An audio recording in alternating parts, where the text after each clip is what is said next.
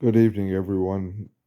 Rich Pellegrino here, Field Director for Cobb SCLC Southern Christian Leadership Conference, founder of the Global Woke Institute. Website is www.howwokeami.org, and many other organizations, positive and progressive organizations as well, both here in Cobb and Atlanta, Georgia, and nationally, internationally.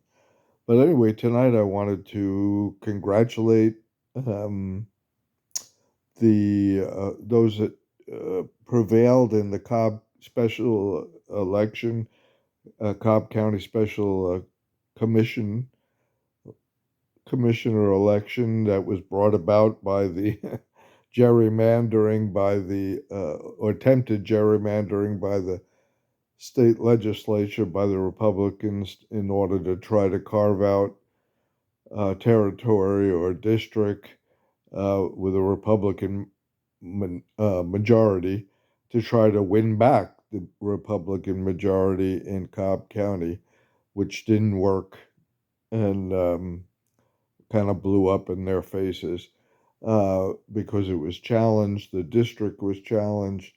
Eventually, the legislature prevailed, and uh, the special election had to be held. And so in districts 2 and 4, you have new commissioners, Eric Allen, who replaced Jerica Richardson, who was drawn out of her district, um, and incumbent in South Cobb, Monique Sheffield, is reelected. So the Democrats have retained their majority on the Cobb Commission. Of course, Chairwoman Cupid, now Eric Allen and Monique Sheffield. Um, and not to discount the valuable contributions of the other two commissioners, Joanne Burrell and Kelly Gamble. Sorry, Kelly. um, they're women of strength and courage and professionalism, and represent their districts well, and have been transparent and accountable to the people.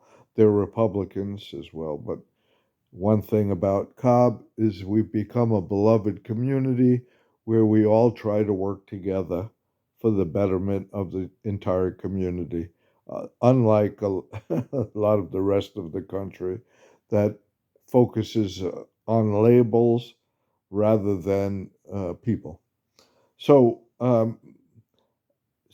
congratulations. Um, the commission has its work cut out for it. But I wanted to talk a little bit, or just tease you a little bit, about how we got here. How did we get here? Cobb was always known as a Republican controlled county, conservative Republican, red, whatever label you want to use, at least for decades. Um, back in the day, of course, the Democrats were the Republicans, were the conservative segregationists and so forth, and you know, and that flipped to the Republican Party. So, but anyway, Cobb has always been a strong and firm Republican stronghold. No longer is it now; it's pretty solidly blue majority. It was kind of purple for a while, mixed red and blue in terms of the number of elected officials from each party, but now it's pretty solidly blue, and it looks like it will only increase. So, and I'm not passing a judgment on, um, you know, what's better, who's better, what party's better, and so forth. I will share some opinions on how and why we got here. Okay. I've been here for over 2 decades, pretty much this century, 2002, um, in Cobb.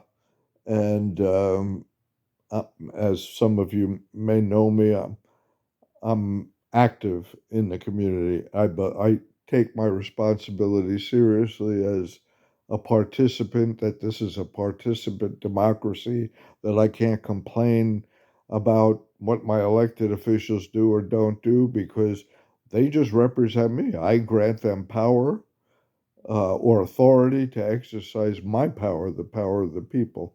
And so it's up to me to hold them accountable and transparent and work together with them, whatever label they are, no matter who's elected. So, in a nutshell, how did this flip pretty drastically in terms of um, political affiliation and so forth, the county, and also values, I would say. Um, so, um, really, it boils down to that three-letter word that some of you don't like to hear, that acronym DEI abbreviation: diversity, equity, and inclusion. When we that's which I believe strongly is the strength of America, the strength of the world, but especially the strength of this country, of its diversity, and is now the strength of Cobb County, which was not so when I moved here 20 years ago. As a matter of fact, it had a very unwelcoming, racist reputation, which was fact, not just opinion. Um, some of the things that may know about, that were in the news, movies made about, and so forth, were the fact that a Jewish man, Leo Frank, was lynched here in Cobb, that who was not guilty of a crime, later exonerated um, of a crime against a white girl, a white woman. Um, and also J.B. Stoner, the avowed KKK racist leader of white supremacist organizations, resided here. Interesting enough, near downtown Marietta and near Kennestone Hospital there on Cherokee Street. And his house, the house that he lived in, is now the headquarters of the Democratic Party, which is poetic justice because he was a Democrat and he was in politics back then, but the Democrats were the segregationists then, at that time. So, uh, but when I moved here, I had formerly lived in DeKalb County and ran a unity center for my faith community, the Baha'i faith, called the Baha'i Unity Center in South DeKalb, which was majority black where I lived, probably 90%. Um, so when I moved over to Cobb County, my black friends from DeKalb and Atlanta said, "Well, Rich, you'll have to visit us because we don't drive in Cobb. We don't travel to Cobb. Driving while black is a crime in Cobb County." And Cobb had many negative acronyms: caught on bail bond, COBB, come on, black boy. Um, what was another one? The count on being busted. By the way, this is my book, one of my books, uh, and my memoir, really. I Am Not White: One Man's Journey from Whiteness to Oneness, which is 200 pages, pretty much my life story of how I got to be active in the community, and defending people who didn't have the unearned privilege that I have just due to the color of my skin. But, and by the way, my children, my 8 children and 8 grandchildren and spouse do not have that privilege either because they are black in this society, quote, black, mixed. Actually, West Indian partly, which is all of the so-called races, but in this society they're labeled black because we divided everybody. Not we, the slavers divided everybody into white and black. That's why I said I am not white. There's no such thing as white. No Europeans ever considered themselves white until the slavers here labeled them as such. But anyway, at least a quarter of my book is devoted to Cobb County's history and how we got to be diverse, equitable, and inclusive. We're still working on the equitable part, on the equity part, because it's not easy when you've had centuries of, oppression to bring equity, to bring equality. Okay, and so, but we've grown tremendously in diversity and become super welcoming to people of all stripes. Um, and we weren't before, as I said. As a matter of fact, we were the county and its leaders were anti people of color, were anti immigrant, were anti gay. So much so that the Olympic flag, torch bypassed Cobb County in the early days because it was so anti gay.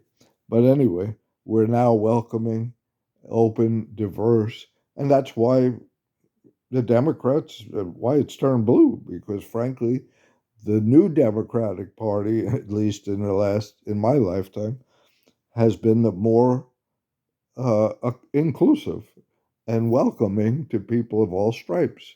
And so that's just a reality. Forget about policies. We can talk about policies. There's good policies that Democrats have and bad ones. Good ones that Republicans have and bad ones, right? Because we're all human. Um, but nobody's perfect. But the fact is, the Democratic Party is the bigger tent. Okay, it's more diverse. If you look at any Democratic rally or any group anywhere, you you could see that it's not a secret. Um, and so the other book I wrote is the Immigrant Survival Manual, uh, which really is based almost 100% on Cobb County uh, and Cherokee County and the metro area in Georgia, but the immigrant issue, and free copies are available to anybody and everybody, and I'm happy to come and speak about the history of the progressive history and growth of Cobb County in its diversity, equity, and inclusion to your organization, your church, whatever group. Uh, we're on Zoom if you want to just get an informal group together from next door. I'm happy to speak on it. I've been involved in it. There's a lot of turning points in the last 20 years that have propelled us forward. And we have forward. We have what Dr. King called at least the beginnings, and we can see the vision of the beloved community. Cobb is becoming a beloved community, an intentional beloved community where everybody is welcome. Yes, immigrants, even undocumented ones, who provide the backbone of our economy, not only Cobb, but all of Georgia. You hear that, Governor Kemp? Anti-immigrant, basher, hater, bully. The reason why Georgia has a budget surplus is largely due to the productive, inexpensive labor of undocumented immigrants on our farms, in our factories, chicken factories, all kinds of things, just like America. So stop with the stupid, hateful immigrant bashing. Okay? We imported, Georgia, Atlanta imported undocumented immigrants. I have written proof of it to build our Olympic infrastructure. But anyway, um, I can go into detail. It's in my books, the proof of what I'm saying. This is not opinion. Okay? And so it is an opinion, my opinion and my faith's opinion, and every faith that I've studied, Christianity, Judaism, Islam, opinion that DEI, diversity, equity, and inclusion, are spiritual principles that are the foundation of all faith, all religions, all positive movements, okay, humanism, so forth. So I'm happy to get into, I don't want to go over 15 minutes here, um, but happy to do this in installments. If you want more, let me know. I'll post this on Nextdoor and other places on social media. So if you want to learn about the new Cobb, the new progressive, beloved community, it's not just me. Obviously, I've worked together with other people on the back of other people. You know, the win, you know, under the wings and so forth with people who sacrificed their time and energy to make this Cobb a beloved community. So again, congratulations to those who've been elected. Now we're going to hold your feet to the fire, okay? And not because of your race, religion, political party, or whatever, but because you're representing us. We've granted authority to represent you. I don't care if I voted for you or not. Once you're elected, you're accountable. Thanks. Ciao.